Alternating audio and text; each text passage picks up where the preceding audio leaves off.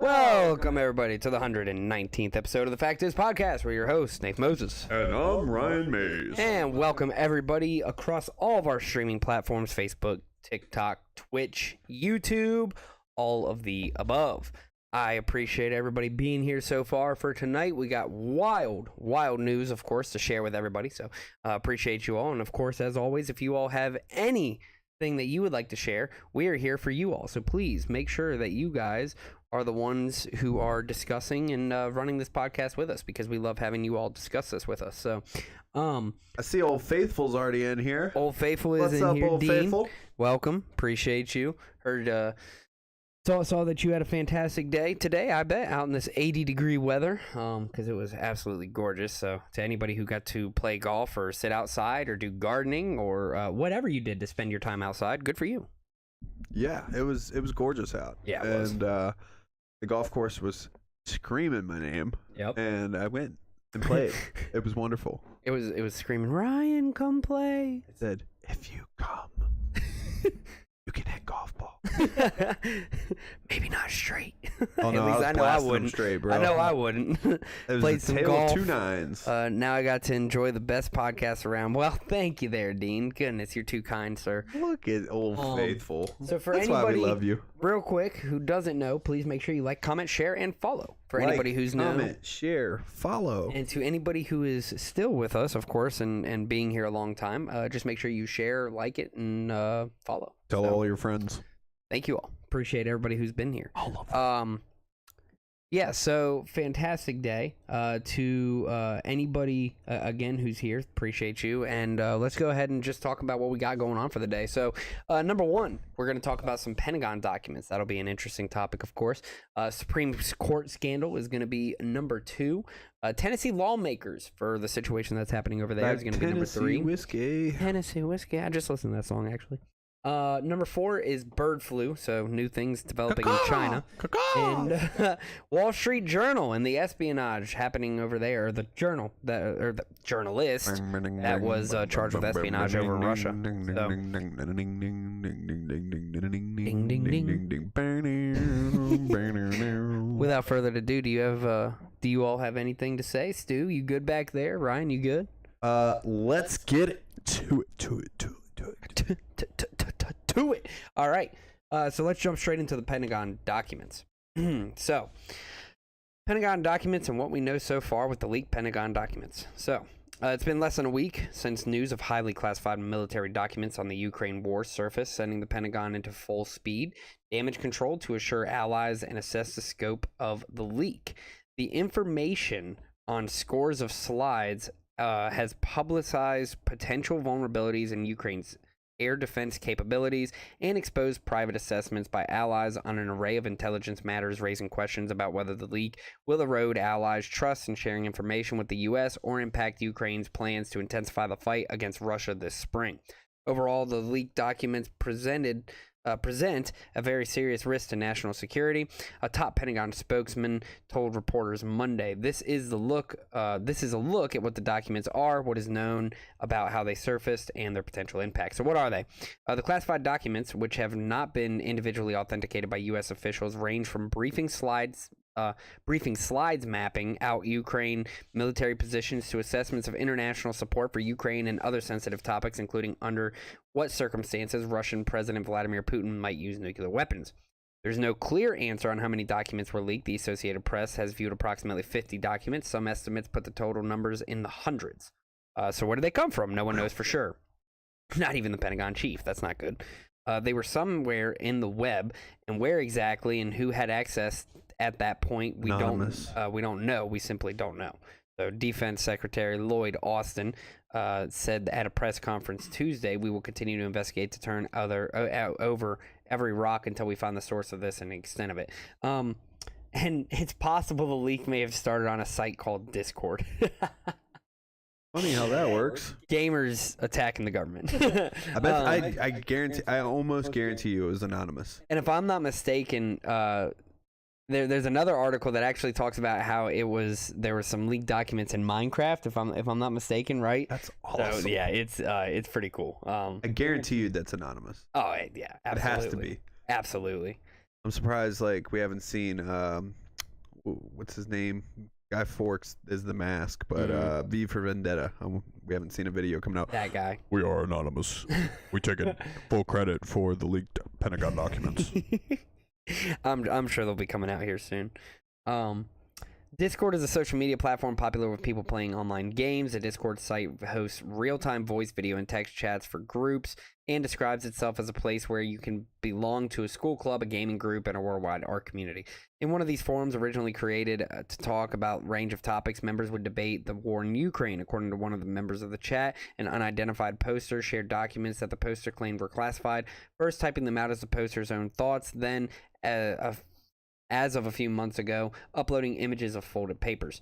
The person who said he was a member of the forum told the Associated Press that another person identified online only as Luca shared the documents in a different Discord chat from there.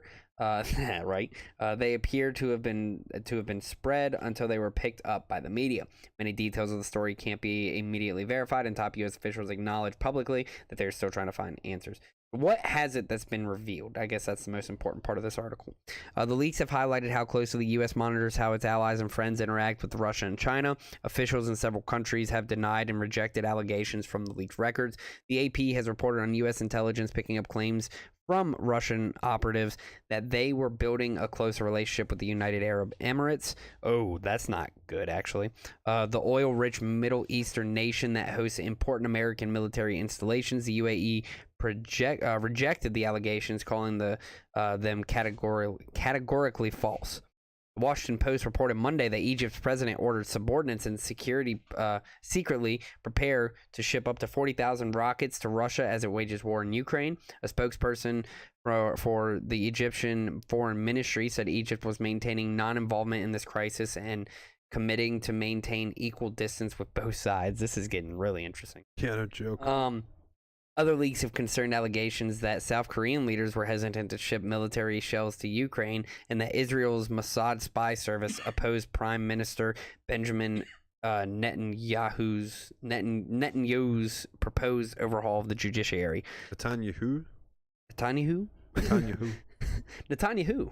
Netanyahu. Funded at $90 billion annually, the U.S. intelligence agencies have sweeping powers to tap electronic communications, run spies, and monitor with satellites. The results of those powers are rarely seen in public, even in limited form. So, there is that. So, Ryan, what's your take on this? Well, it's kind of funny, and it's also kind of terrifying. So first, it's kind of funny because it's gamers or anonymous or, you know, somebody out there cracked into the Pentagon and leaked documents. That's not good. But it's also kind of funny that it was gamers that did it. So just be on the lookout. There's going to be, you know, some legislation that comes down saying outlawing video games now, apparently. Oh, probably. And then, according to Dean, so he came in and said, yeah, there were leaked documents on a Minecraft Discord server, which is just hilarious. Sounds like a bunch of heroes to me. Yeah, exactly. Yeah, no well, joke. kind of and kind of not, right? Like, we don't want our enemies knowing what kind of intelligence, or even our allies And knowing. who's also to say that kind of this wasn't intelligence we leaked by have. the Pentagon to Yeah, throw well, people off the trail? That's another good point. See, and like that's where it gets crazy, right? Is it real? Is it like sufficient evidence? Like, is it sufficient information? Is it? There's no telling. Could they just be trying to? And that's the other thing. Could they just be like? Because obviously Russia has. Wait a minute. Were there any UFO documents leaked? Now that would be cool. That would be really cool. Unfortunately, it looks like Does not. anybody know? Well, I mean, that's probably going to be the most hushed. Yeah, Let's be real. of course. Like, especially if all the other stuff is fake and the UFO stuff is on there. Man, let's see some UFOs. Let's see those little gray men. Let's talk about them. I want to talk. I want to talk to them. But obviously, the move on that would be to take them to scientists so that we can try to decipher a language. But No, the Pentagon itself, man, if this is a real leak, they are scrambling right now. Oh yeah, they're thinking, how in the hell could somebody on a Discord server Get our documents. get our documents? Like, that is outrageous. Now, But it the other also thing doesn't could sound be like anything like crazy came out though either. It doesn't sound like top secret information was leaked. I think the highest classification that I've heard of any of those documents that were leaked was a secret classification. Yeah, I guess the only thing is, again, like the information that we get. I don't know if it's a good thing that it gets leaked, of course, because like it's good to know that Egypt potentially is siding with Russia, right? Because we understand maybe who to place those sanctions on more of, who to stop trading with, stop their, kind of cut off their Yeah, but if we economies in a sense. already knew those things. Why are we still trading with them and things of that nature? No. I'm saying like if our government already knew those things, then it was in the hands of the right people. Right. You know what I mean? Right. That's a good point. So I don't know. As far as Pentagon documents go, I would be more interested to see audit reports on where the money goes, and then like their black fund. You know what I mean? They've failed that audit so many times. That's what I'm so it's saying. Like, yeah, That's it's like- not even. That's why I would like to see those kinds of documents. I don't want to see national security documents leaked from the Pentagon. I want to see like budget documents leaked from the Pentagon, That'd be nice. and then UFO docs, obviously. Everybody wants to UFO. Yes, we all want to see the aliens. Come on. So there's a theory that this is all propaganda that was leaked. That's potential. Yeah, I mean, There's yeah, a I mean, very real potential. I would say almost any leak out there could potentially be that. Like, there's so much deception, and it's so easy to deceive people nowadays. To what extent will our government, or any government for that matter, go to deceive their opposing or their enemies, I guess you could even put, I'm sure they'd go pretty far. I wouldn't see why they wouldn't do something like this. Again, Kansas City Shuffle, right? Pay attention to this because this is what you think we're doing, but really we're over here doing this. Well, I mean, and also if you go back in history and look at like what's gone down with the Pentagon and the military, they've leaked all kinds of fake plans. They've leaked. I mean, for goodness sakes, when they were talking about bombing Hiroshima, they had an entire different thing. They had like 3 different sets of plans, right? and they told different people different things, and then only the who's who knew what was going on with the Manhattan Project. And it looks like Dean also said there were also dates when various Ukrainian training units will be ready, and as well as dates on when supplies would have been delivered to Ukraine. And for all Russia knows, that's an absolute setup. Oh, that sounds like a setup. Yeah, I mean, who blatantly gives you out those dates as to when they're doing those things? Yeah, and I mean, I guess if it was a classified document, it would be in there. But that to me sounds more like a setup. That sounds like a leak on purpose to, like you said, try to do the Kansas City Shuffle. Yep. Man, Lucky Number 11, such a good movie. What is it? Lucky Number 11. That's where the Never Kansas seen it. City Shuffle came from. I didn't know that, actually. Yeah, Bruce Willis, Josh Hartnett. Great movie. I have to God, watch I'm a that. major cinephile. But yeah, so Pentagon documents. I mean, that's kind of a wrap on that one, right? I think so. We'll keep track of it, of course. If any more information comes out, if there is, yeah, I mean, if there's anything else, we'll keep track of it. I For don't, sure. yeah, We'll that's report kind of on where it it's as at. we get more info. Yeah. So, Stu, anything? Beautiful. All right, let's move forward. So next, we're going to talk about how Thomas scandal threatened Supreme Court. So there was in the Supreme Court, one of the justices apparently had a scandal, something that we're going to talk about. So let's get right onto it. And if I'm not mistaken, AOC said that this gentleman should be removed, but what's impeached? Thank you. That's the other word. So that's apparently what AOC was all up in arms about here recently. So about 7 in 10 Americans. About 7 in 10 Americans trusted the U.S. Supreme Court when in 1997, Justice Clarence Thomas disclosed receiving a private jet trip from Harlan Crow. Mr. Crow hasn't appeared in any of Justice Thomas's disclosures since then, but the trips and gifts never stopped, according to the explosive ProPublica investigation published last week. Chronicling decades of lavish presents and vacations bestowed on Justice Thomas and his wife by the Crow family, the ProPublica story has dealt a major blow to the High Court's integrity, and it comes at a time when, unlike 1997, fewer than half of Americans trust the court. So the trust has been declining for years as the court has reshaped American law in significant ways, and often in a direction further to the right than majority of Americans. Notable examples include expanding the interpretation of the Second Amendment, eroding the Voting Rights Act, and overturning Roe v. Wade. Public distrust and anger have typically focused on specific rulings. However, now attention is turning to the court's overall ethics and transparency, or lack thereof. Supreme Court justices hold lifetime appointments, but unlike members of other federal branches and federal judges in lower courts, they mostly police themselves on ethical and financial issues. Once described by James Madison as the least dangerous branch of federal government, the court is now both the most powerful, some experts say, and the least transparent and accountable. This is not just a gift here or there, says Michael Waldman, president of the Brennan Center for Justice. A right-wing billionaire has been subsidizing the lifestyle secretly of Justice Thomas for 2 decades. The Supreme Court faces a potential crisis of confidence, he adds. This kind of scandal, unaddressed by the court, only makes its decisions more suspect to more people. Supreme Court justices are only required to make one financial disclosure each year. They aren't subject to the Code of Conduct for federal judges mandating that they avoid all impropriety and appearances of impropriety. Recusal from a case where they might hold a conflict of interest is left entirely in their discretion, which is kind of weird. In this context, Justice Thomas' behavior is very disappointing, says Kermit Roosevelt, professor of the University of Pennsylvania Carey Law School, but it's indicative of a larger problem he has. The justices are just not subject to any enforceable ethics guidelines, and they act like it.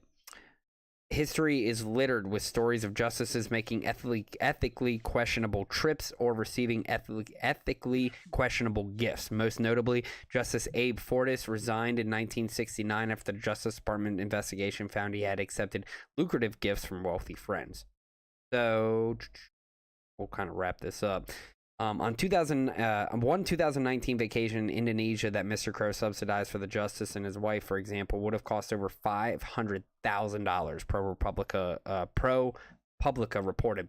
An associate justice of the Supreme Court has an annual salary of just over $285,000. So there's that. Supreme Court justice gets paid more than the president? I guess. Because And the lifetime president appointment. doesn't. Well, no. A president gets $450, I think. Also on TikTok, they are requesting us to talk about Trump. You want to hear about Trump? There's a bunch of comments on TikTok about Trump. Is there? Well, TikTok. Yeah, Yeah. we'll end get it with to it. Trump. Don't worry, we'll get there. You all stick around. We'll be there in no time. So yeah, the president's $400,000. So good call there. If this is happening in the Supreme Court, what do you think's happening in the Congress? Smaller courts. Oh, you can only imagine. Yeah, or smaller courts. This Total government. actually is okay. So I'm all about term limits. Yeah, of Term course. limits.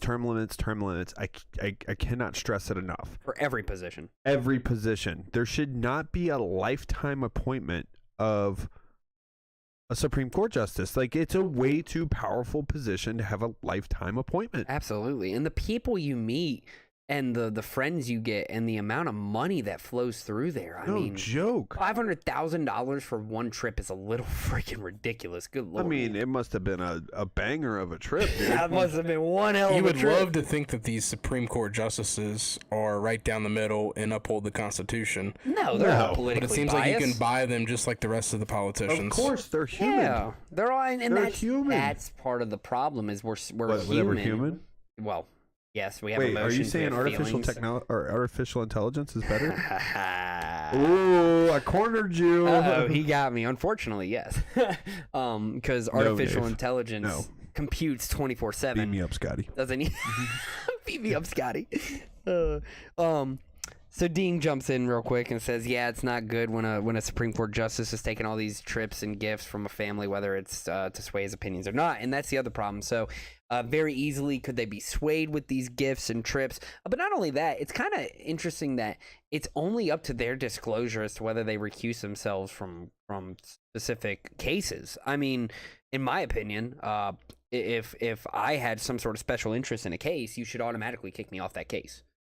Yeah, in a perfect world. I mean, that makes sense, right? But Well, it's just like, guess not. oh no, we'll get to that. I guess the Trump thing, but actually, no, Yeah. that's a good tie-in because doesn't the DA's like daughter work with Nancy Pelosi or the Pelosi like Democrats in some type of way or something? I'll be honest, I don't know, but it wouldn't shock me. Yeah, I want to say that the DA who's prosecuting Trump has his daughter is involved with the Democratic Party somehow or another.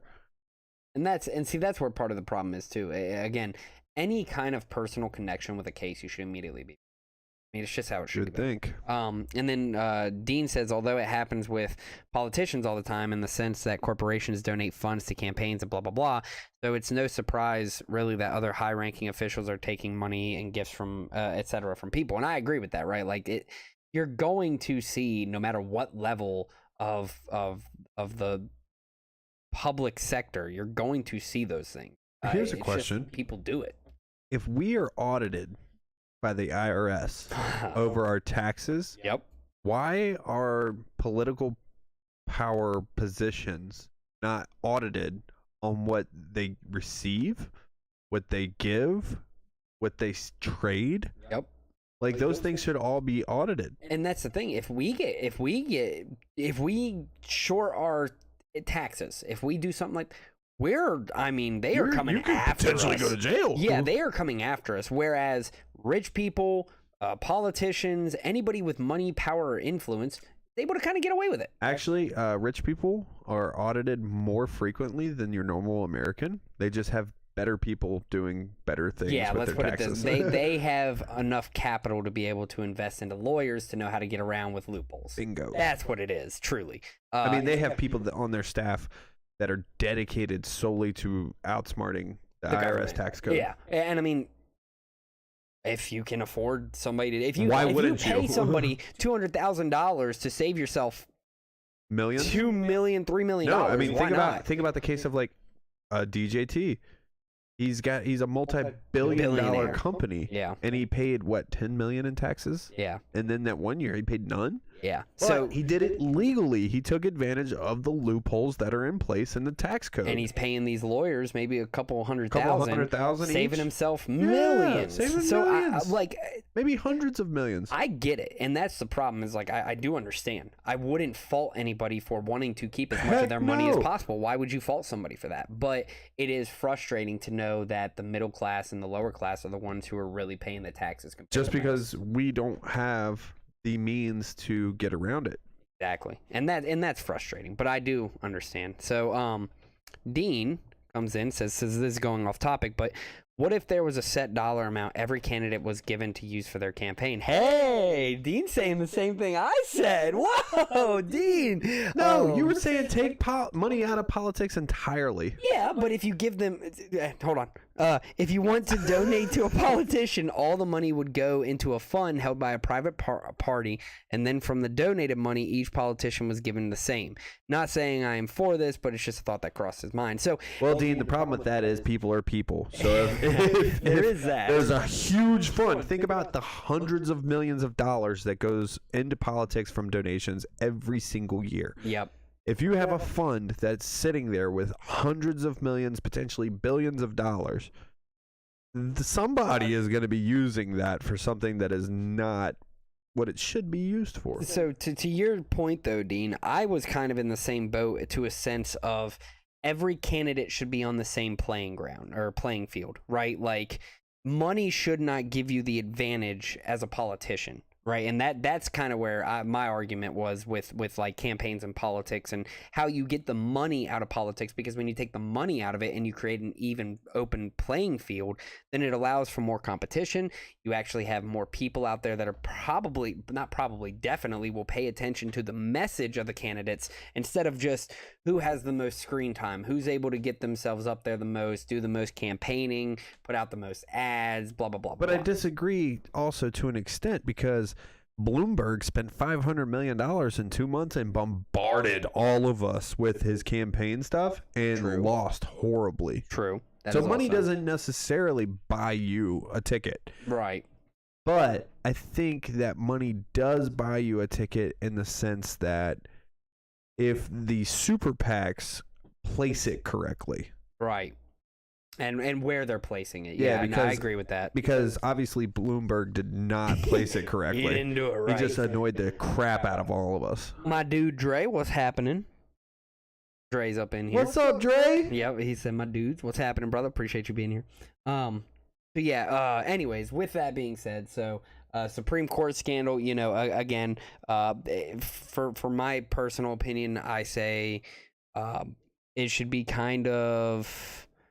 it should be definitely be monitored, right? Like they need to. I Should don't he know. be impeached? Should he be impeached? That's a great question because that's kind of where I was getting at. So Yes.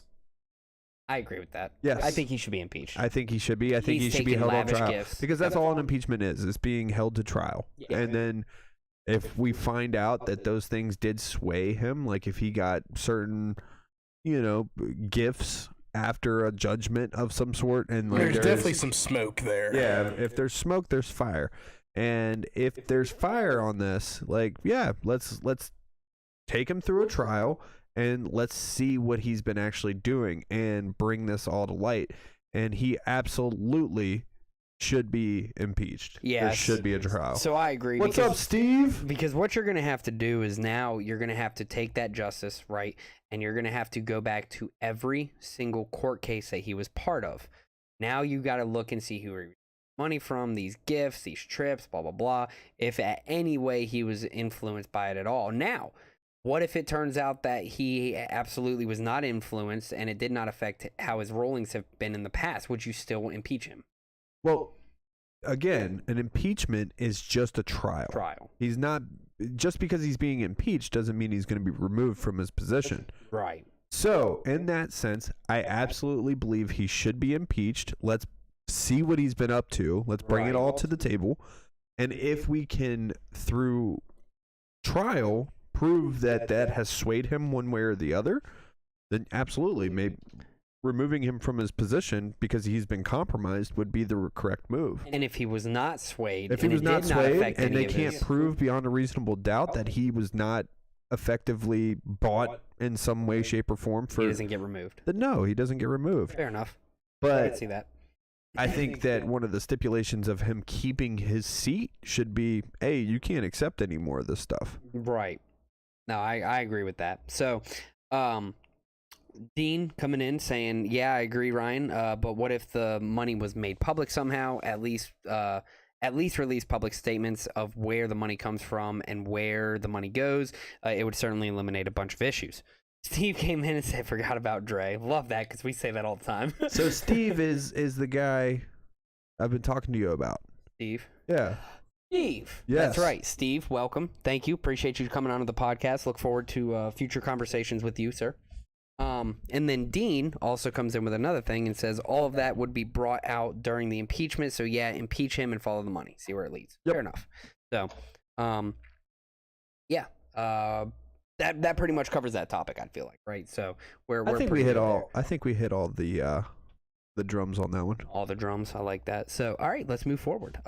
Again, just want to say, Steve, Dre, Dean, thank you all. Appreciate you driving the And all conversation, of really helping our us. beautiful people on TikTok as well. Yes, all of you beautiful people on TikTok. Yeah, go ahead, because we do have a lot of. Gosh, they're rolling in.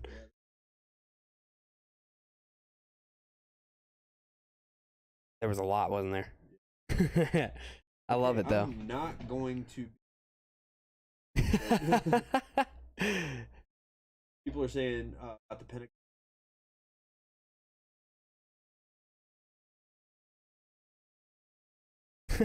A gamer that works. And that could be a potential, right? Like the game, that's the other thing that I was thinking is that the person in the Pentagon is literally doing this on purpose. Like they're tasked to do this on purpose to, again, deceive their enemies. But yeah, so crazy there. Thank you, TikTok. Love the engagement there. Keep them coming.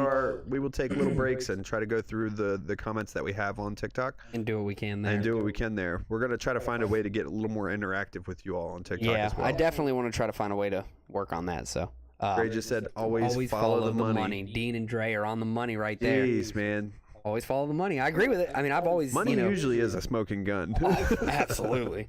So let's talk about Tennessee. Topic number 3. Tennessee lawmakers. Tennessee lawmakers returns to House after expulsion over gun protests. Oh, so he didn't end up returning to the House. Yeah, I So think they let him just back in. removed him from that particular topic. Okay. So Tennessee State Representative Justin Jones returned to the state house on Monday, pumping his fist and declaring power to the people as the Nashville area council restored him to office following his expulsion over a gun protest. Republican lawmakers ousted Jones and another young black legislator last week over their gun control protests on the House floor. Again, I feel like they should definitely take away the ethnicity. I don't think that matters. You gotta, I wish articles would start doing that a little bit more. Stop pointing out people's ethnicity because we're all humans, and it's simple as that. Well, if they do that, then things become less spicy.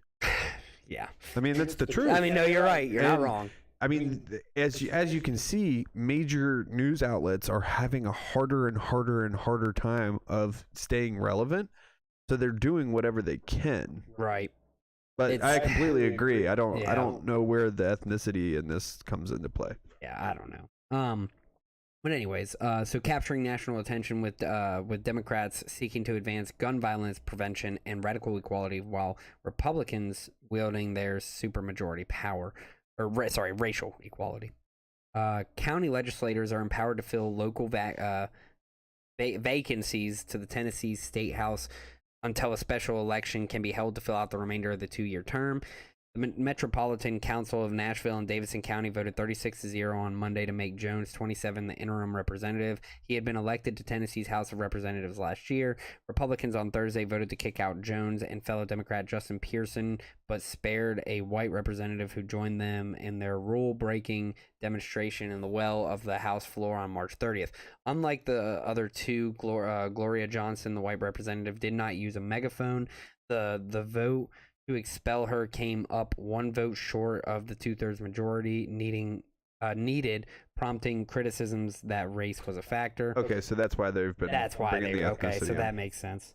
Pearson could get a similar vote for reinstatement on Wednesday when the Shelby County Board of Commissioners will reconsider reappointing him to his Memphis district.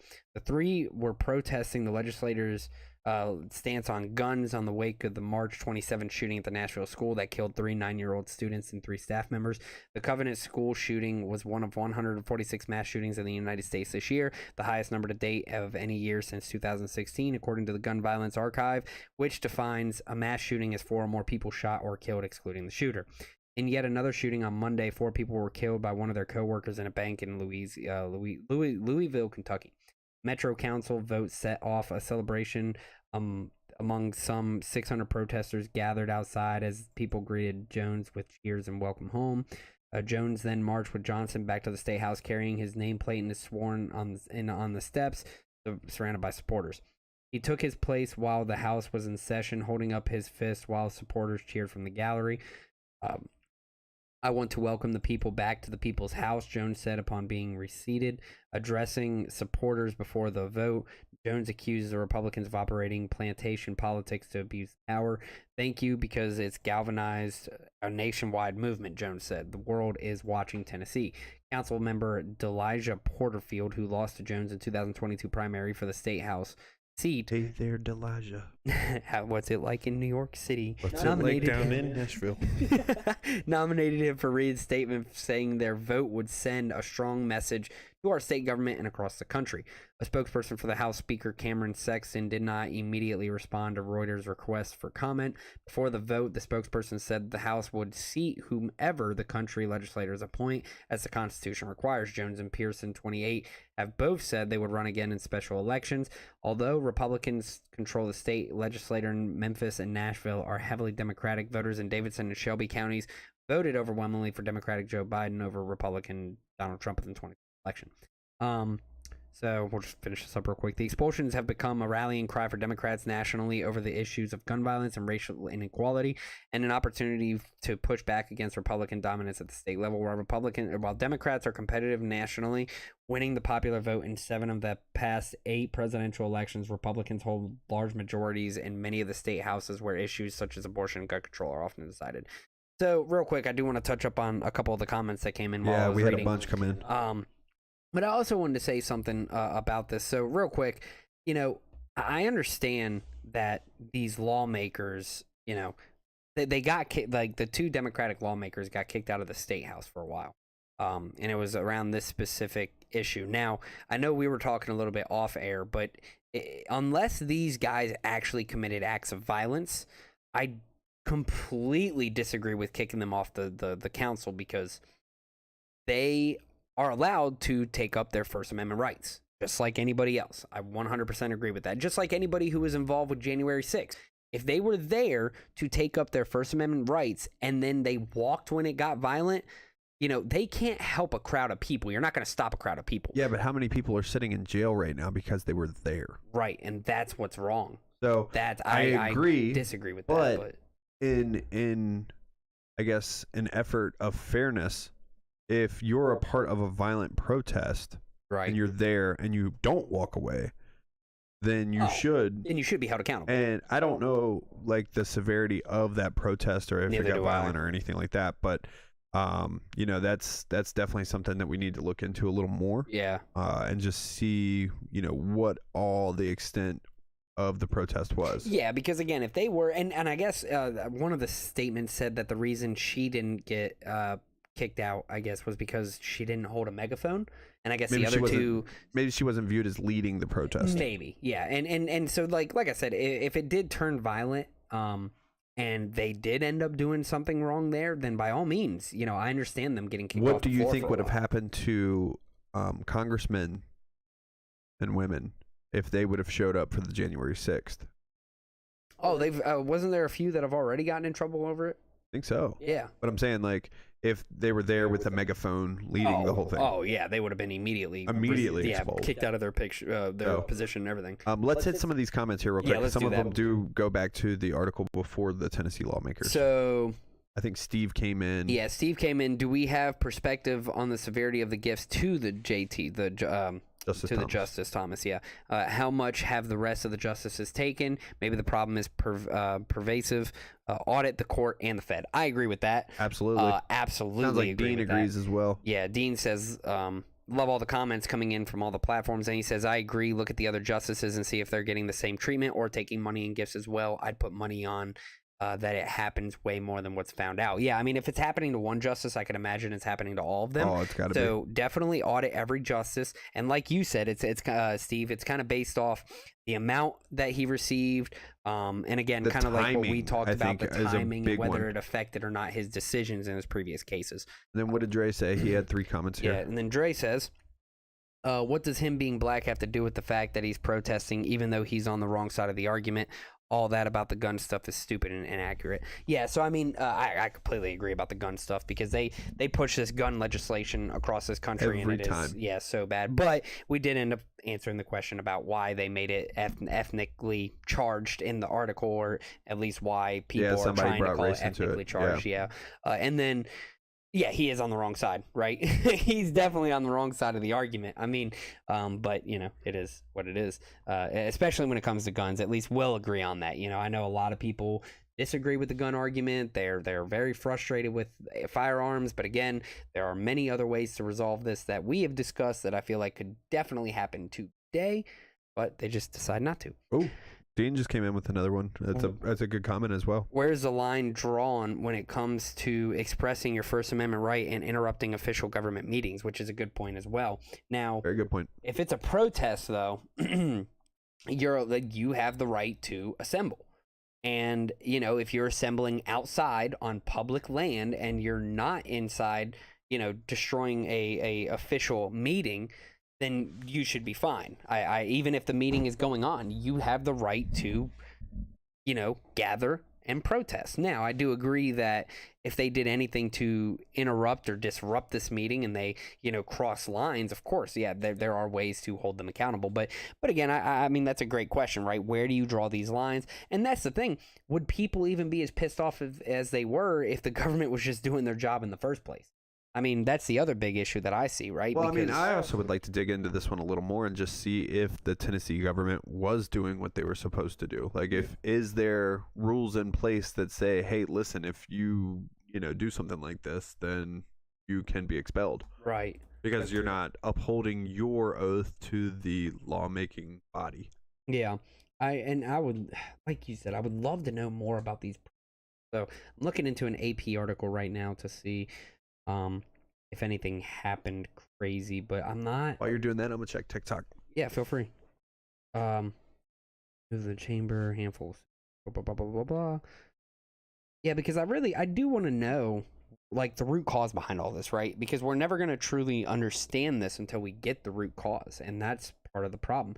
So from my understanding, Jones, Pearson, and Johnson joined in protesting last week as hundreds of demonstrators packed the Capitol to call for a passage of gun control measures as a and again, they need to understand something different. As the protesters filled galleries. Oh, dude. Let's hear it. Maybe.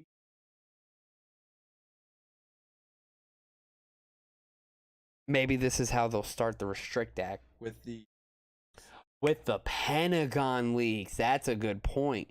So going back to the Pentagon leaks, if you all weren't here for last week's episode, we did talk about the Restrict Act. And in the Restrict Act, it talked about social medias and kind of like what we can... essentially how we can kind of keep things off social media and things of that sense. I would really recommend that you all looked into the Restrict Act.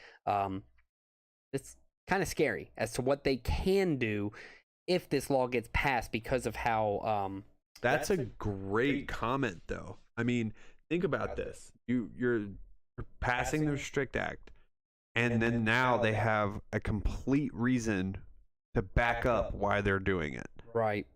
It's on gamer platforms, social media platforms. Discord's a social media platform. It is. And all of a sudden now there's Pentagon leaked documents on it a week later. And the Restrict Act is broad. That's the word I was looking for. About to get my tin hat on. The Restrict Act is very broad, and there's not too many specifics behind it. So truly, yeah, they could use that. Oh, and yeah. that's a And great Dean just point. came in and said, oh, yeah, whether the leaks were intentional or not, the leaks will be used as fuel for the Restrict Act. So, just to go back to the protests, as the protesters filled galleries, so they filled the galleries, the three individuals within the body? the chamber, the House chamber, approached the front of the House chamber with a bullhorn and participated in a chant. The scene unfolded days after a shooting.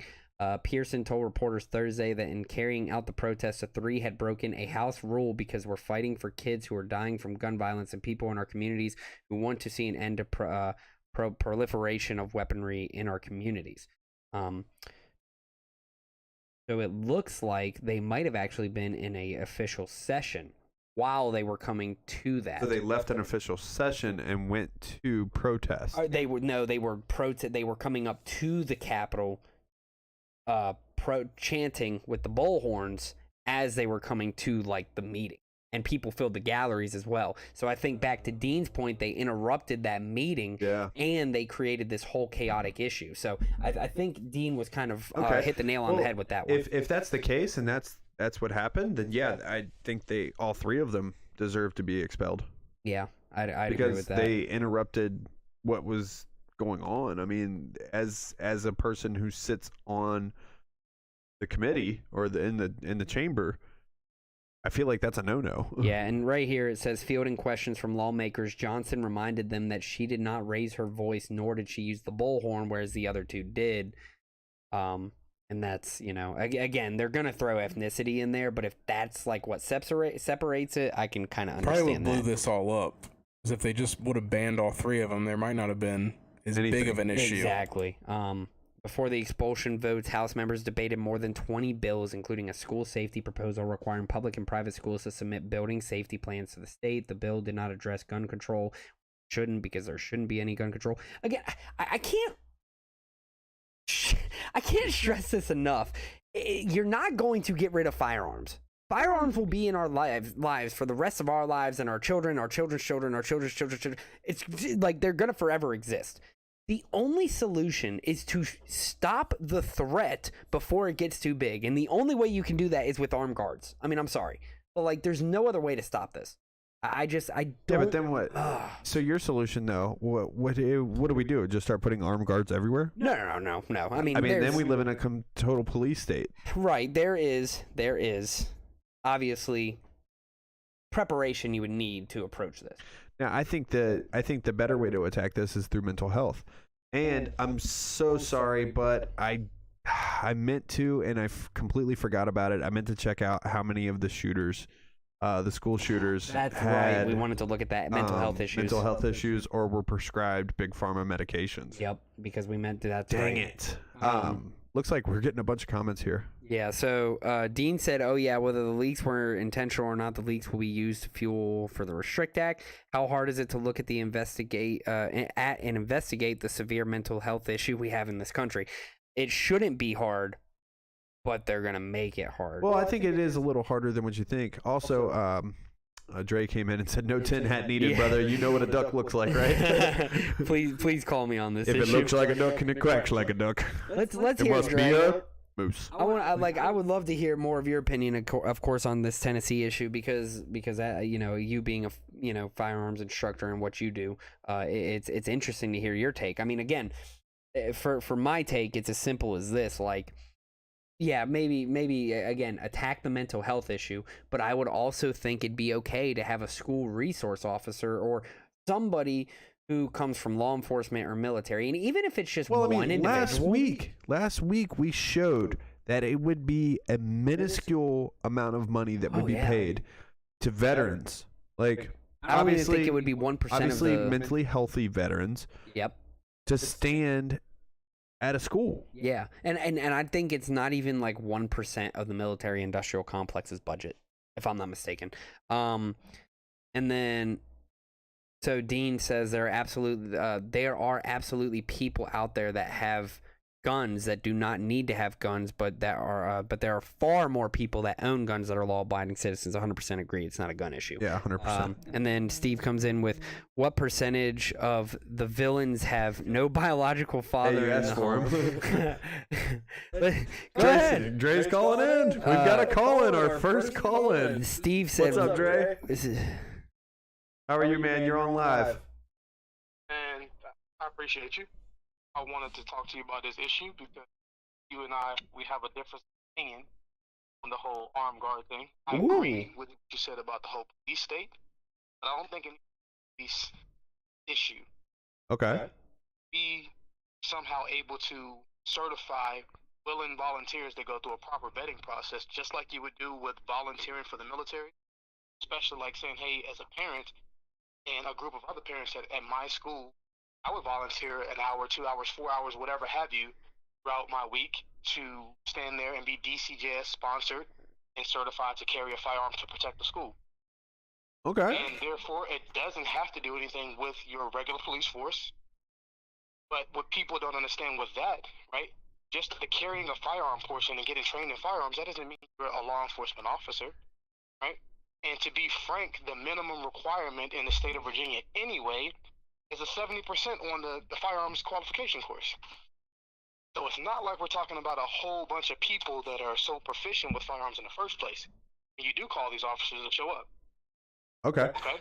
Yeah, so I think I was more pointing towards like, because Nafe was very broad about it. That was was kind me. of just saying like, you know, we can take a bunch of measures to put people in with guns at all these different places. And I was thinking, okay, now are we going to have people at a bar who have guns? Are we going to have people at a library that have guns? Are we going to have people, you know, are we putting armed guards kind of everywhere? But I do like your idea of actually having law-abiding citizens out there, you know, doing a civic duty. Yeah, I like that a lot. Absolutely.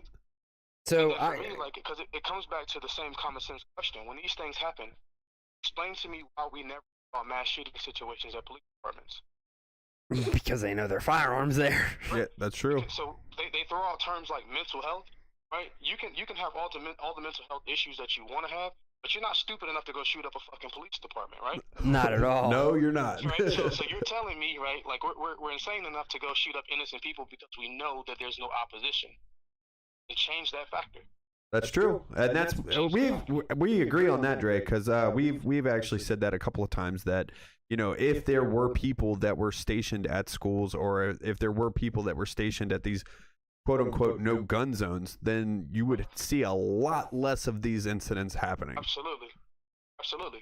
When I think about this Nashville situation, right? So there were 6 people that lost their lives, 3 of them children.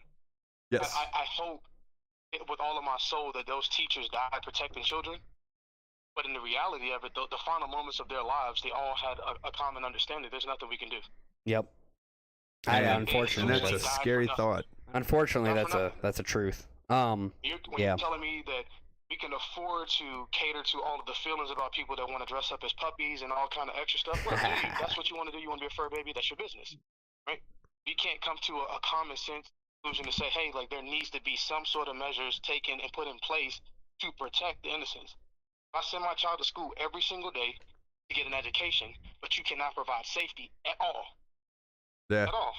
Right? I mean, you're I absolutely right. Another common sense question: how many fire drills did you do when you were in school? Tons. I think it was like once a month, wasn't it? How many school fires have you ever heard about? I've heard of a couple, but nothing like this. And they're not blown up on major like news platforms. My point exactly. But everything is about the fire code. Why don't we have bulletproof windows?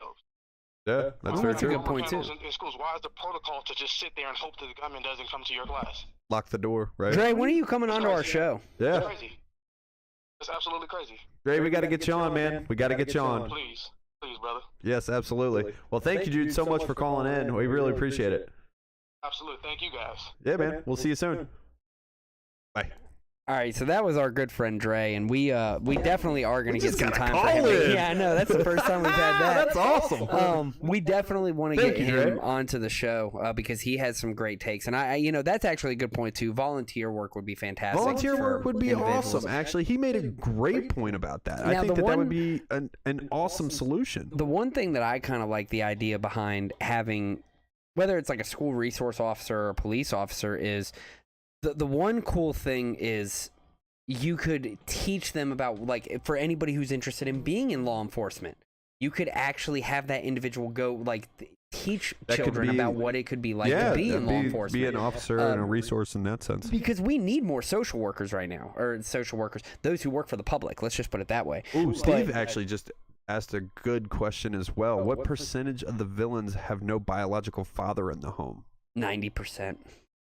Wow. I'll be honest, I don't know the facts behind that. No, he just said his answer, A colon answer is 90% plus. 90% plus. I would love to see an article on that, because that, like, kind of like where you said the mental health issue, and most people who grow up in a single parent home do have mental health issues. So that could really relate to what we were discussing with Big Pharma, mental health issues, and how it relates And also to these laws issues and laws. programs that have been structured around those things. Yep. And then Dean comes in to answer Dre's question of the bulletproof windows. It costs money, which is true, and it's the state. Of course, they're not going to provide money though, for man. that. Like, we're literally here in our city. We're spending what, $100 million on a new school? Yeah, that's You going to can't tell- destroy our freaking traffic. You can't tell me that you can't add in an extra couple hundred Hey, thousand. remember for last bulletproof- week when bulletproof I glass? say they always say how are we going to pay for it, but we can send over $100 billion to $100 Ukraine. billion to Ukraine? Yeah. Well, it's just like last week we also proved that if you had mentally healthy veterans, we could literally pay them a good salary to be guards of a school, and it would cost $36 billion. $36 billion. That is a third of the money that we've sent to Ukraine in a matter of months. Like, you can't sit here and tell me that there's not solutions for this. And I actually really like Dre's solution, and I think that is more of a free way of thinking, instead of, oh, let's have the government step up and do this. Like, no, let's have the people step up and do this. Right. If we as people are so sick and tired of having our schools shot up, then why aren't we willing to go out there and, protect them? Yeah, no, I agree with that. And to Steve, he said just Google it. It's well represented by the data. I would have to take some time to look out for that. I love having things backed up by articles or information, and like factual information that can Steve, be can you drop a link on put that? to paper. Yeah. But no, I agree with you. And that's most of the time what it takes. During the episode, I try not to Google as much unless it's something I can do like really quick. Everyone wants to point the finger, but no one wants to actually act. It's way easier to blame each other than it is to actually take appropriate action, and I agree with that. Yeah. You know, people And the would only rather sit there action and that yell. people want to take is ban guns, ban guns. Yep. And they feel as if that's going to be the appropriate action, but people have no idea. You have no You idea. literally are trying to disarm all of us from being able to protect ourselves. Exactly. In such a scenario. And the problem is, again, you're not getting rid of firearms. Nope. They will always be here. There's a such thing called the black market. Yep. And all right, cool. Let's move forward. Yeah. That was a big one. All on right. Tennessee lawmakers. Hey, No, but I loved it, though. the interaction. That was great. We got a call in on that. Dude, we've had a ton of comments tonight. Like, thank you guys so much for tuning in. Please just remember to like, comment, share, follow, hit all of our socials, blow us up, man. If you like our content, please keep subscribing, keep following, keep commenting. We thrive off that stuff. Yeah, so and we can't thank you all enough. so much for your involvement and showing up here today. You guys keep us going. And I love Dre's comment here. Sign me up to protect schools. Love Also it, about Dre. the gun thing, can't you print guns now? Yes, 3D guns. You can create uppers, lowers, anything you need for just through 3D printing. Yeah, Yeah, good exactly. luck. And So you can make them China- out of cement. China records world's first human death from H3N8 bird flu. Here comes Why more. are all these things coming from China? I was just about to say, here's another thing coming out of China. I don't need to put my tin hat on for that. A Chinese woman has become the first person to die from a type of bird flu that is rare in humans. The WHO said, but the strain does not appear to spread between people. The 56-year-old woman from the southern province of Guangdong was the third person known to have been infected with the H3N8 subtype of avian influenza, the WHO said in a statement late on Tuesday. All of the cases have been in China, with the first 2 cases reported last year. The Guangdong Provincial Center for Disease Control and Prevention reported the third infection late last month, did not provide details of the woman's death. The patient had multiple underlying conditions, which doesn't help anything, and a history of exposure to live poultry, which again doesn't help. Sporadic infections in people with bird flu are common in China, where avian flu viruses constantly circulate a huge poultry and wild bird populations. Samples collected from the wet market visited by a woman who became ill were positive for influenza, said WHO, suggesting this may have been the source of the infection. Though rare in people, H3N8 is common in birds, in which causes little to no sign of disease. It also has affected other mammals. There were no other cases found among close contacts of infected women, the WHO said. Based on available information, it appears that this virus does not have the ability to spread easily from person to person, and therefore the risk of it spreading among humans at the national, regional, and international levels is considered to be low. Monitoring of all But it's international news. Yeah, exactly. That's the weird part. Monitoring of all avian influenza viruses is considered important given their ability to evolve and cause pandemics. So I guess that's probably the big part, is like the ability for it to evolve. And yeah, interesting enough there.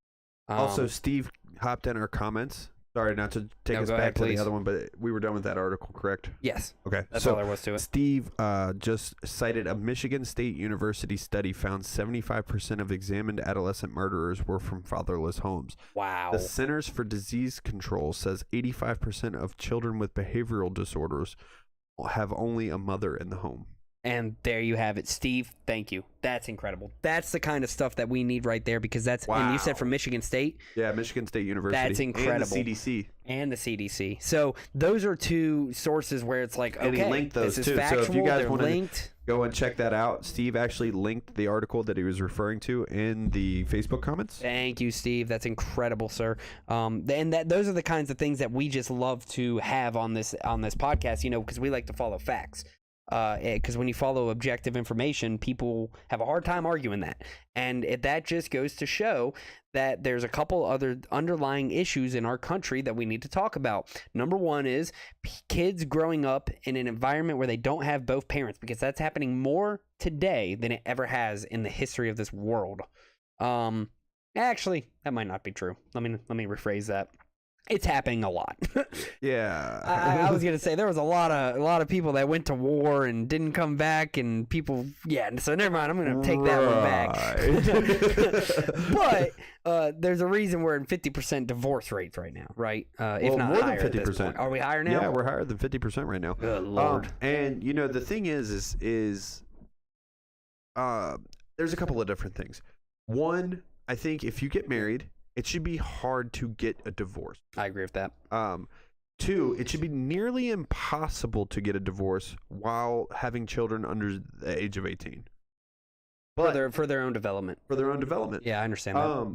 But I mean, I can see the other side of this coin where, like, if two people are together and they're toxic together, It's not good growing up in that home. Yeah, it's not good growing up in that Yeah. home either. But I would think that the majority would be in a better place if it wasn't so easy, because being in a marriage is having a partnership. It's not always good. It's not always bad. Right. But when it's bad, you figure out ways to make it good again. Yeah. And when it's good, you figure out ways to try to keep it staying good. Yeah. And if I know a lot of people out here, they just give up. Like we're almost turning into like France. We just give up. Right. Throw it in there. Oh hey, my but I gotta God. say, the French right now, they're making me proud out here with all these protests against raising the. That was pretty cool. Yeah, the raising retirement the age. retirement age from But like the- 62 to you 64 see this? or The something French like that. only get frustrated when they can't take their naps. Let's be real. God, I love the French. I love me some French fries, but People really just don't have any business having kids either. that's true too. That's also true. I mean, as bad as this sounds, one solution to that would be like a competency test. Are you mean, competent to have children? If you can't even take But care at of the same yourself. time, like coming from personal experience, when I had my first child, I was not competent. I was not ready to have a child. And what that child did for me was change my life I was gonna say you became an adult. tremendously, and it made me grow up, and it turned me into a responsible human being. Yep. And now I'm getting so far ahead of the game because of that situation. I'm getting so far ahead of the game that it's not even funny. But also, on the flip side of that, for every one of me, there's 5 of people who just like walk out of the child's life. Yep. And well, so some other things are you got to look at the conditions that those children are growing up in. I mean, they're when you look into like CPS, Child Protective Services, how good are they at their jobs? Because I've heard of examples from personal friends that tell me that they're not very good at their job. There are cases where children can be found with drugs in their system at young ages, Yeah. and CPS still will not remove those children. And we're talking heavy drugs, meth, things of that nature, heroin, and they will not remove those children just because they're not doing the drugs, but they're being around while the adults are doing those drugs. But it still doesn't make it right. No. I mean, anybody who's doing those kind of hard drugs, should immediately have their children removed from them. And these are stories that people will tell you all the time, and you're sitting there like, how? That doesn't make sense. It just doesn't, because if that child should be removed and put in a safe place. This is part of the problem, though. If CPS removes the kids from that home, right, where do they put them? That's and foster care isn't much better out in this No. out in this world anymore, and it's so it's a tough situation. It's hard to kind of follow on, but all brings us back to the fact that the bird flu or the avian flu Got a little sidetrack there. won't spread, I guess, to people. Yeah, I mean, honestly, like, but it's making national news, like you said. like that article was just kind of a weird article, in my opinion. Like, why, if it's not a risk for being a pandemic, why is it getting international attention? Does that mean that they're expecting more people to now start contracting bird flu? According to that article, it didn't sound like there was much of a risk there at all. So Right. I don't know. Jumping in on Dre's thing real quick before we go on. But during those war times when fathers didn't come home, the government wasn't incentivizing single parenthood the way they started in the 50s and 60s through today, which is true. No, that's absolutely true. Yeah, because, you feel horrible those children had to go through what they did, but yeah. Well, and also back in wartime, a lot of the military who were, off fighting the war, if their father unfortunately did not come back, they at least got something for it. I think exactly. I think like the average life insurance policy back then was like 10 grand, which in those days was a big pretty deal. damn good money. Yeah. So it would at least help the mother who took over that, but it was not like incentivized like Dre's talking about right now. And it didn't help the mental health of that child either. So it's like, No. I'm sure they much rather would have had their father than the 10 But grand.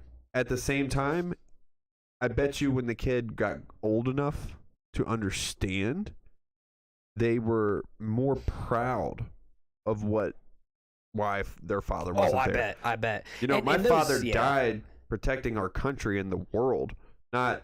I don't know what my dad is. He was a piece of crap that walked out. That's the other difference is that, like, what they died to protect and what they did there. So, Yeah, because I mean, even in that sense, the mother is telling the children, daddy's not coming home, but daddy died doing something great for our country, for the world, right, for people all over the world. Or like Steve said, maybe the mother quickly remarried to other honest men, but not much do we see those honest, good men nowadays. Again, there's a reason why the divorce rates are so high. Yeah. And honestly, I think every single one of them needs to go read Jocko's book, Extreme Accountability. Because if you take extreme accountability in your life and what you do... Stop that. You're Oh, talking man. sense into I people. know, but I'm telling you, if you take extreme accountability for what you do in your own life and you take... Give us an example, Nate. Give you an example. See, coming up right off the top of my head. Giving you an example. If I make a mistake in my relationship, if I come off in a certain kind of tone, mistake? If I come off in a certain tone, that sounds... No. Let's talk. You had an affair. Go. Okay, if I had an affair, the only thing you can do at that point is look your woman or your man, if it's vice versa, in the eyes and explain to them why you did it and just be honest. I mean, there's nothing else you can do. Be accountable for yourself, what you did, why you did it, and accept whatever the consequences are going to be, because unfortunately there's going to be consequences. Don't lie about it. It's the only way you can move forward in a situation. It's the only way. You absolutely have to just take accountability and own it, because when you own it and you get it off your chest, you feel a lot better. There have been times where I've made mistakes, whether it be with my family or telling a little white lie here or there, and I've had to own up to it, and I felt a million times better. Oh, dude, I used to be like a pathological liar when I was a kid, and something you didn't know about me. When I was a kid, man, I would just like lie about anything to not get in trouble. Yeah, the little things. Not get in trouble. Yeah. And they just started stacking up, and I was like, I would start getting anxious. Yeah. And then when I found out, like, oh, if I just tell the truth and accept the consequence, then I will, I can move past it. Yeah. Wow, that seems like it's a lot easier. And who knows? Maybe the consequences won't be nearly as bad as what you think. And you now, know in what? the case of cheating on your significant other, I'm pretty sure you'll get your ass kicked. But Actually, I would disagree. I would say that if you went to them and you explained exactly why you had the affair, right, and you said, listen, this is what's been going on, this is what's led me to this is why I did this, yeah, I would feel like your significant other would be more inclined to work with you than just kick you to the curb. that would take a lot of work, but I believe it. Maybe not in today's day and age, but Right. But I would like to believe in people enough that would, forgiveness is a real thing. Oh yeah, 100%. And if you're straight up honest about things, it's a lot easier to forgive you. yeah, Like, no, I agree with that. Yeah, so I would say that there's a higher chance that you could work through that, go into counseling, go into, whatever needs to be done, and Yeah. potentially save your relationship and make it a better relationship. I've heard a lot of stories about people who have committed adultery and told their significant other, faced the consequences, worked with their partner, and now they have a marriage 30 years later that is better than it ever was. No, that makes sense. No, that really does make sense. So what you guys are saying, these issues are a lot deeper than just banning something. Bingo. Oh, of course. Of course. These issues go far beyond what people... And here's the problem. You have, let's just say, 8 billion people in the world. Every single one of us individuals has our own conscience, has our own way of thinking about things, has our own... Do we? Oh god! Oh, Oh God. god! No! Don't do that. Aliens. No, but it's it's hard because humans are so different in every single way. Every single way. There's so much variety, I guess you could say. I mean, think about the difference between you and your siblings. Oh, I You know. came up under the same family, in the same house, Yep. at the same time, Yep. and you're night and day different. Yeah. Like, what? How does this make sense? How does that work? So it's crazy to see how every single individual is so different, and there's Steve also just made a really good point. 40% of people do not have an inner monologue. inner monologue Like, can you talk to yourself all the time, in your head? like literally Stu, every can second you? of every day. And we are a part of the 60% majority. Oh, But there are 40% of people who cannot do that. that's weird. Isn't it? They're like NPCs, bro. Like, okay, so for example, I'll give you kind of an example of one of my situations. So like my girlfriend, when she's sitting there and reading a book or something, she says, my mind is blank. I'm just reading a book. And I'm sitting here thinking, I could be reading a book and then thinking about a million other things all at the same time. It's Like called my ADD. mind never stops. Like I'm always thinking about the next I'm sorry, thing or ADHD. whatever. Well, I do have ADHD, but Oh, so sorry. Didn't mean to throw your business out there. Oh, I don't care. Let everybody know it. There's nothing I'll hide about my life. I just, it's ADHD. I mean, it's impacted me in good ways and bad ways, I would say. But it's nothing too crazy. Yeah, but I mean, the thing about that is though is like I think the point that Steve's making is that 40% of the people don't have that inner monologue That's that weird. they can't guilt themselves. Like whereas you, me, or I'm going to talk for myself here. Right now, If I do something wrong, then I'm talking to myself like, why did I do that? Why Yeah, did I do okay, that? I see what Can you're we saying. ban those people? Can we ban those? Can we ban all NPCs, non-playable characters? No, I mean that's a great point though. So if somebody doesn't have like the inner monologue or conscience or the thing that's going to kind of hold them back and be like, whoa, damn it, Dean. I saw that too. I was like, how's he gonna? I was sitting there thinking, and then all of a sudden Killed him. Dean pops Got in him, with that. Dean. You got him. Get the mailman. And then Wes comes in with self-accountability. Wes, thank you for joining, sir. Appreciate you being here. Thank you. Yeah, self-accountability is huge. Like we were just talking about, like with Jocko's book, Extreme Accountability, being able to, or Extreme Ownership, being able to hold yourself accountable and being able to own up to those things and just accept whatever the reality is and attack it headstrong. It's a fantastic thing to do. Here's a hot take: Love if everybody held themselves accountable, we would not have 75% of the problems that we have in the world. I would, I'd agree with that. Oh yeah, because oh my goodness, yes. 75%. We wouldn't have gun deaths. Right. We wouldn't have. I mean, you would have gun deaths because somebody would eventually break a law somewhere or do People are something. always gonna break the I mean, law, yeah. But even actually, I don't know, man. If everybody was self-accountable, would you break laws? If you held yourself accountable, you wouldn't be breaking laws because you're holding yourself accountable to the law of the land. But some people and I know this is an extreme example and we're getting way off topic, but I love this conversation. But for example, if somebody assaulted your daughter, right? But that wouldn't happen, Nath, because somebody would be holding themselves accountable not to not do that. right? But if it did happen, let's because there's always going to be extremes. Well, then that person goes out and I would personally be held accountable for killing that no, individual. you wouldn't. If everybody was holding themselves accountable for their actions, that person would then go jump off a cliff. True, because they see what they did wrong. Yep. Yeah. Okay, I see what you're saying there. That'd be an interesting. Now, granted, that's perfect world, right? If everybody Whoa, actually held what just themselves happened? accountable. Oh. Yeah, it just kind of popped up there. It does that occasionally. It's kind of weird how the software. it again. Yeah, the software does that occasionally. It just like resets. Oh man, I was like, did we just get a huge amount of comments? Like, oh, I didn't realize the tape was as hot as it was. Dean said, I would venture to say that people brought up in low quality childhoods probably don't have much of a good conscience or much self accountability, which is true because the parents didn't teach that person how to hold themselves accountable or how to face their issues. Actually, the point that Dean brings up is a really good point. There's a really, really good book.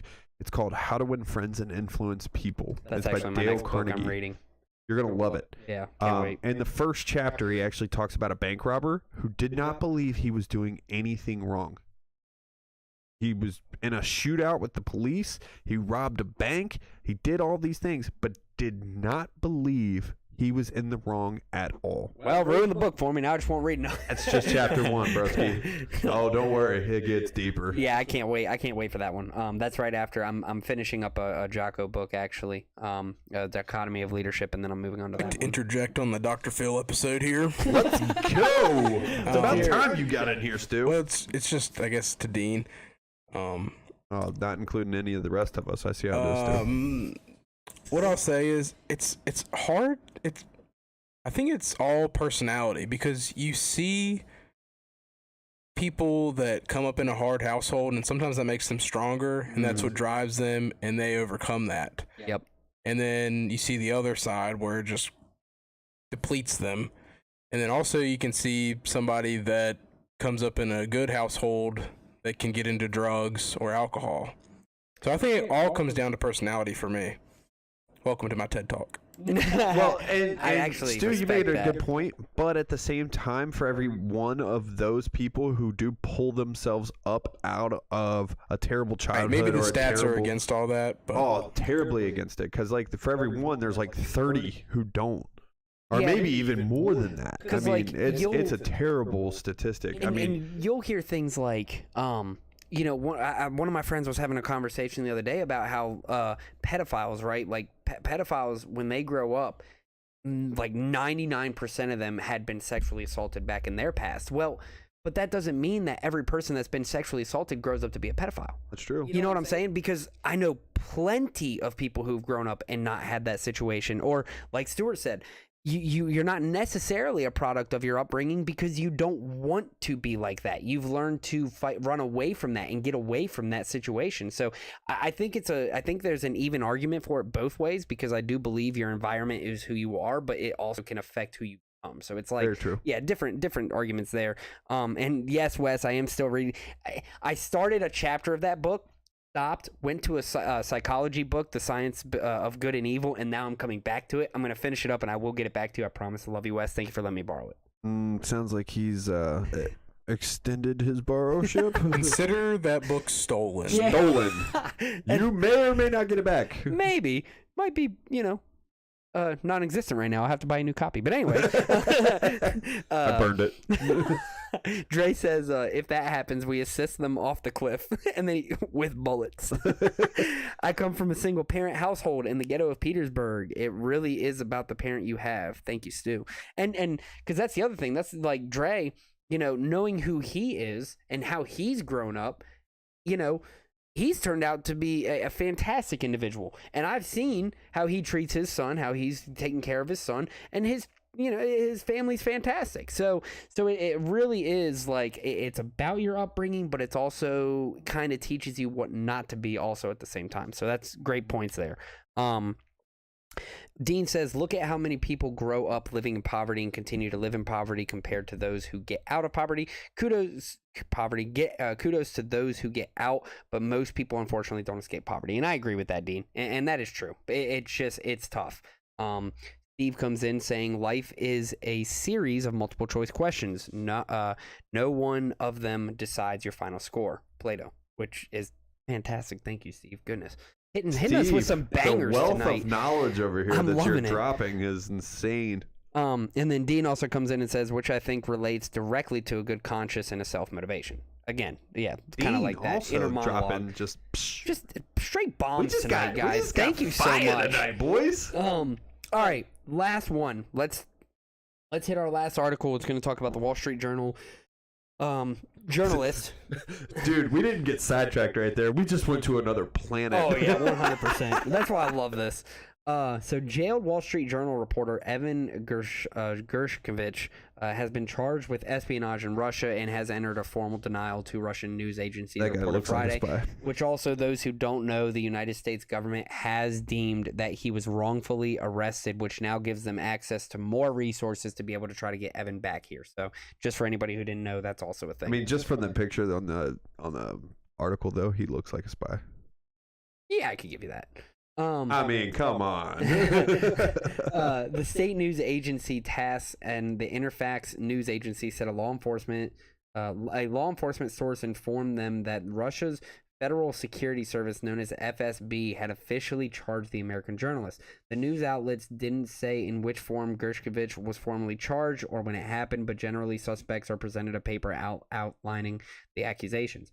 In the Russian legal system, the filing of charges and response from the accused represent the formal start of criminal probe, initiating what could be a long and secretive Russian judicial process. TASS quoted its source saying the FSB investigation charged Gershkovich with espionage in the interests of his country. He categorically denied all accusations and stated that he was engaged in journalistic activities in Russia. The source declined further comment because the case is considered secret. Russian authorities arrested Gershkovich, 31, in Yekaterinburg, Russia's fourth largest city, on March 29th. He is the first U.S. Correspondent since the Cold War to be detained for allegedly spying. The FSB specifically accused Gershkovich of trying to obtain classified information about a Russian arms factory. The Wall Street Journal has denied the accusations. The case has caused an international uproar. In a rare U.S. bipartisan statement, the Senate's two top leaders demanded Friday that Russia immediately release Gershkovich. Senate Majority Leader Chuck Schumer and Senate Minority Leader Mitch McConnell declared the journalism is not a crime and praised Gershkovich as an internationally known and respected independent journalist. On Thursday, the U.S. ambassador to Russia and the top Russian diplomat met to discuss the case. In the meeting with the U.S. ambassador Lynn T. Tracy, Russian Deputy Foreign Minister Sergei Ryabkov stressed the serious nature of the charges against Gershkovich, according to the Russian Foreign Ministry statement. The statement repeated earlier Russian claims that the reporter was caught red-handed while trying to obtain secret information using the journalistic status as a cover for illegal actions. Lawyers representing Gershkovich met with him Tuesday for the first time since his detention, according to the Wall Street Journal editor-in-chief Emma Tucker. Tucker said the reporter is in good health and is grateful for the outpouring of support from around the world. We continue to call for his immediate release. Gershkovich was ordered held behind bars for 2 months in Russia pending an investigation. A Moscow court said Monday that it had received a defense appeal of his arrest.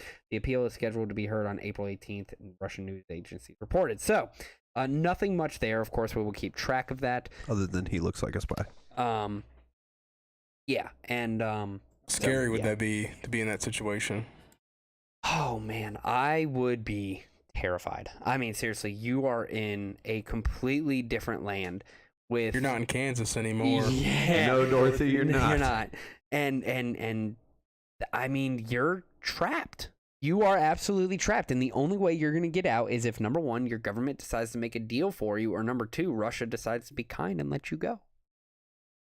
Number two is not realistic. So option one. So option one is his only case. Because let's be real, in Russia, I'd imagine if they want you charged with something, you're going to get charged with something regardless of whether it's true or false. He stole that vodka. He deserves to die. Put him in jail. Oh man. And then shoot So him. there's that. Just go in there. What happened with the O'Keefe story again? Huh? O'Keefe. Oh, with James O'Keefe? Yeah, remind me again. Oh man, he's doing all kinds of uncovering. He's been going around from door to door, talking to Democrat donors Right. who are like these old people. And you say that's right. And they're like, well, yeah, I donated like $15 here and there. And he's like, oh, okay. How about $18,500? And she's like, oh, no. Where the hell would I get that money? I would have loved to have been able to, but no, I'm nowhere close to that. Yeah, go ahead and Yeah, pull it pull up it real up. quick. While you're doing that, I'm going to go ahead and talk about Dean's comments here. But yeah, Also, Stu, it's- Dre commented as well. yeah, I've seen that. Just look up James O'Keefe what was it called? Blue something. Yeah. So Dean says, yeah, but yeah, Stu, it's definitely dependent on one's personality and motivation. So when are we trading war criminals to get him back? Or does this not apply because he's not a celebrity? Good call, Dean. We'll see what happens there, and we'll follow up with that. And then Dre comes in and says, oh, shucks, Nate. Well, the poverty issue stems from the lack of financial literacy, which I completely agree with, because our public education system does not provide the proper financial literacy that we need in those schools. So let's go ahead and watch this video real quick.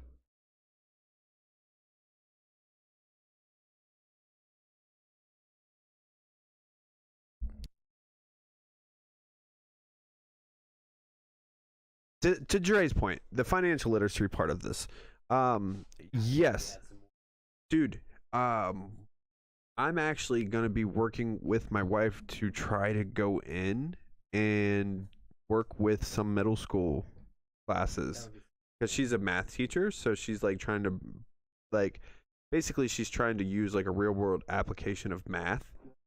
And so like one of the things that we had talked about in bed one night was like, could we do a thing where, you know, maybe I come in and talk about financial literacy because it happens to be a strong suit of mine. Right.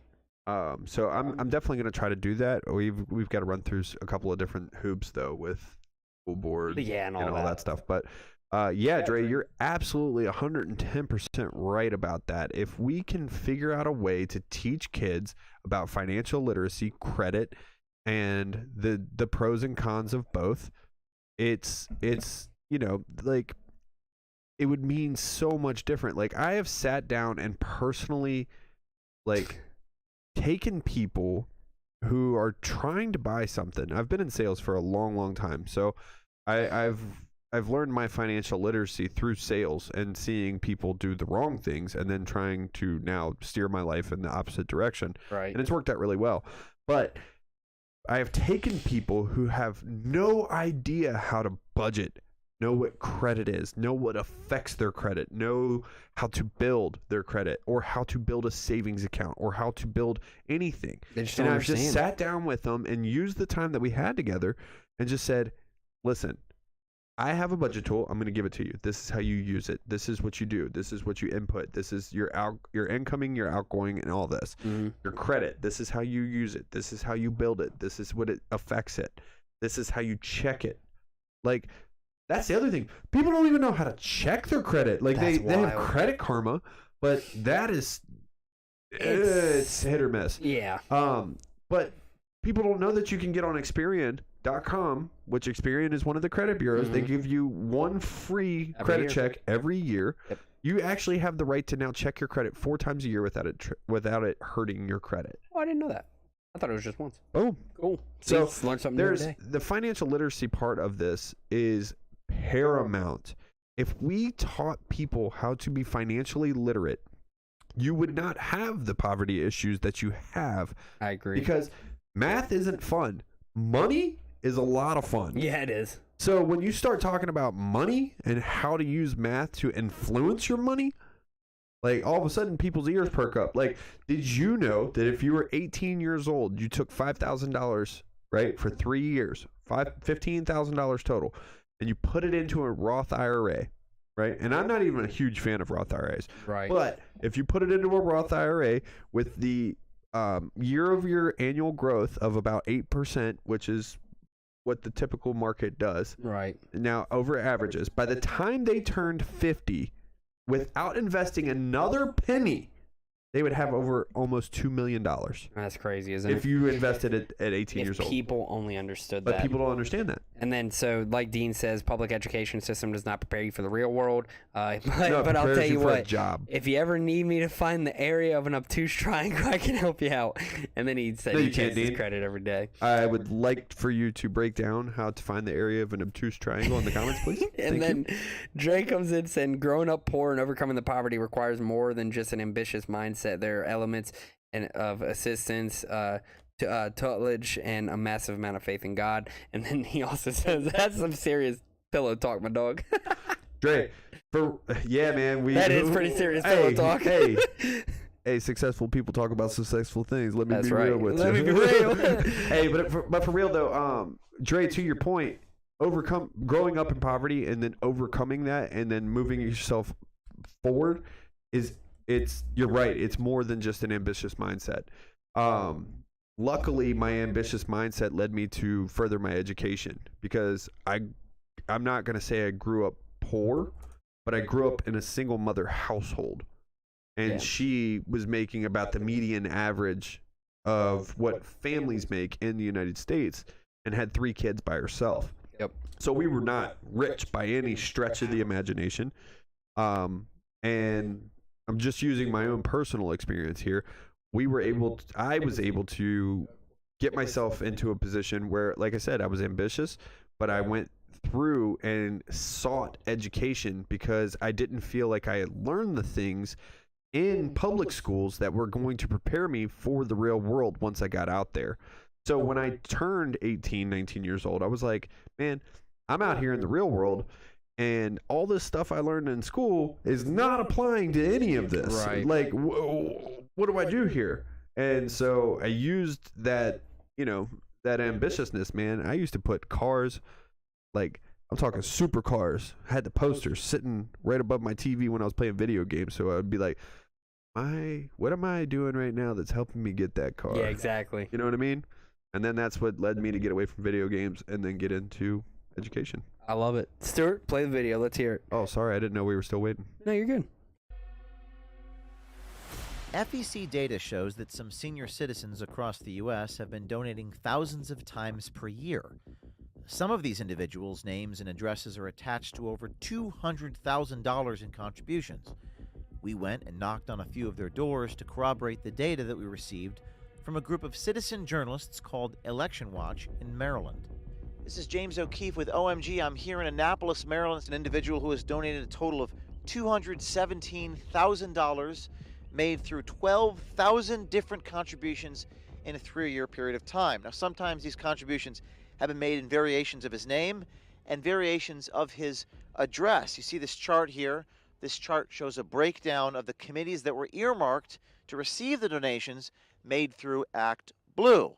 And this is all FEC and state data. We're wondering if these donors are victims of what appears to be a money laundering scheme, or these residents actually participated in the scheme, or making phone calls, or knocking on doors. These are things that you can do. We hope you do that.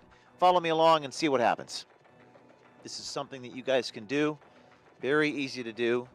A lot of homes with bizarre amounts of data showing tens of thousands of contributions made through different contributors here. So a lot of questions, and we hope the Citizen Journalism Army at OMG can answer them. This is an easy thing to do.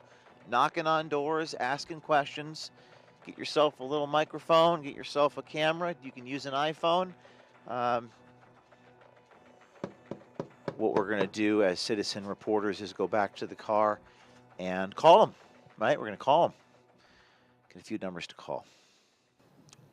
Contributed 3,000 contributions for $32,000.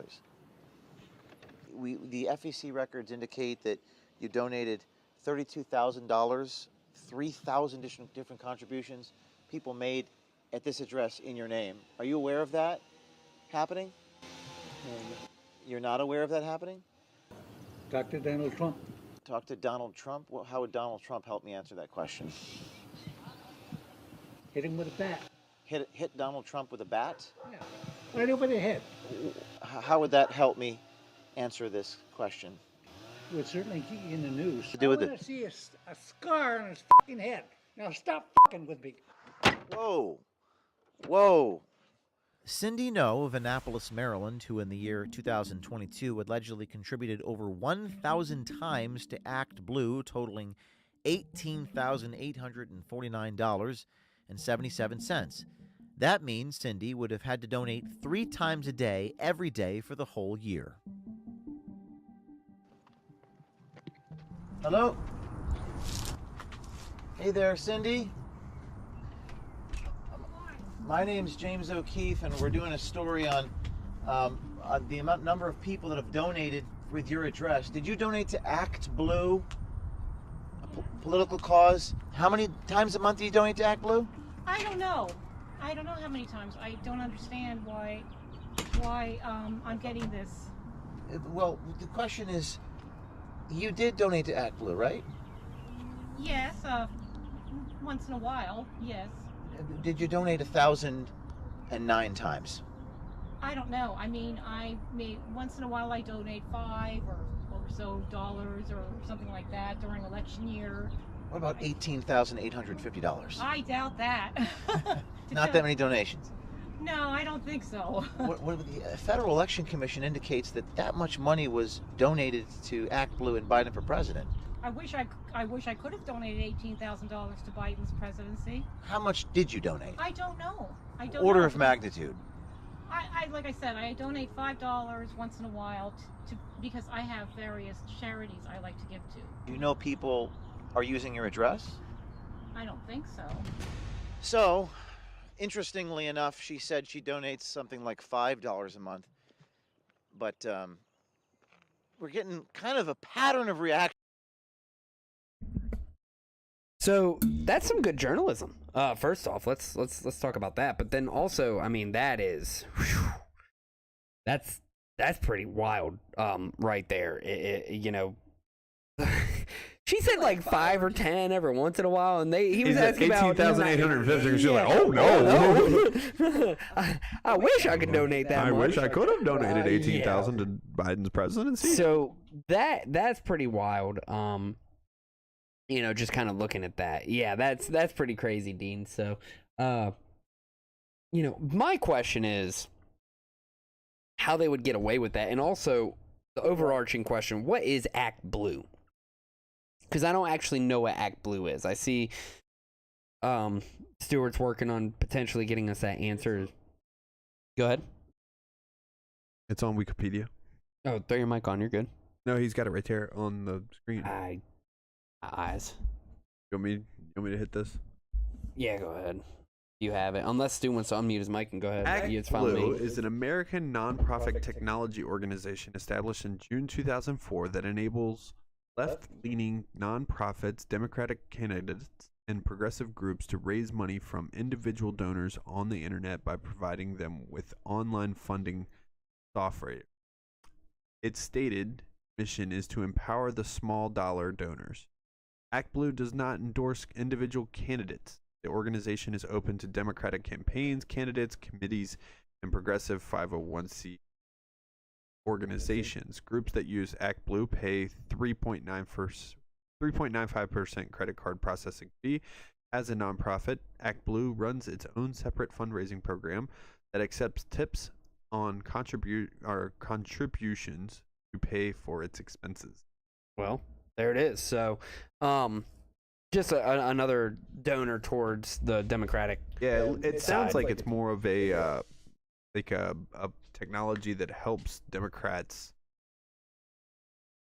raise money, raise Right. capital, or have a way like it empowers the small dollar people to be Right. able to kind of put their funds funds put their together money in and feel like they're contributing. contributing. So, well, Which, crazy. I mean, if you have 1 million donors that all donate $5, that's $5 million. $5 million.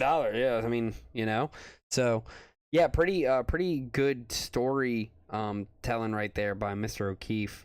Good journalism, like I said, and being able to kind of track all that down. So, really appreciate that. But yeah, so I mean, without further ado, I mean, we're about time to wrap this episode up, y'all. It's been I got Dean. I was like, Dean said, dang, man, got me. Math was not my strong suit. that was awesome. That's your homework for next week, dude.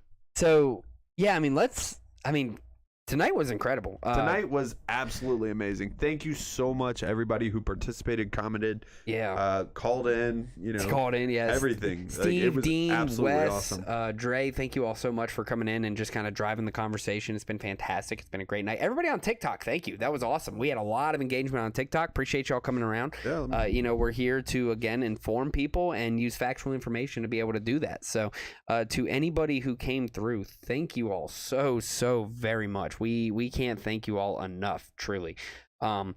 And one of the things that we like to reiterate over and over again, Stu, throw it on the board because we love saying this. Everybody make sure that you like, comment, share, and follow. That is the number one thing that we need out of where everybody. you can. So like on YouTube, subscribe to our channel. Yep. On Twitch, TikTok, what is it? Patreon?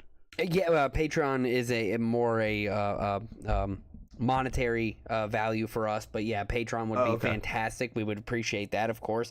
But no, I mean Rumble, the Royal Rumble, TikTok, Facebook, Instagram, y'all name All it, of Twitch. We're everywhere. all of them. So find us. A new one we might be looking into here soon, if it's applicable, might be Substack. So that might be one that we can potentially look into getting. I don't know why as well. you just looked at me like that when you said Substack, but it makes me feel a little weird Stacking about it. subs. Stacking subs. Call us Subway. Dean says this was a phenomenal podcast tonight, fellas. Keep up the hard work. Thank you. Appreciate Thank what you, you Dean. do as well, Dean. So thank you so much. I just want to know what the area of an obtuse triangle is. So We're waiting on that answer. waiting on that answer, buddy. We'll see you So, next week.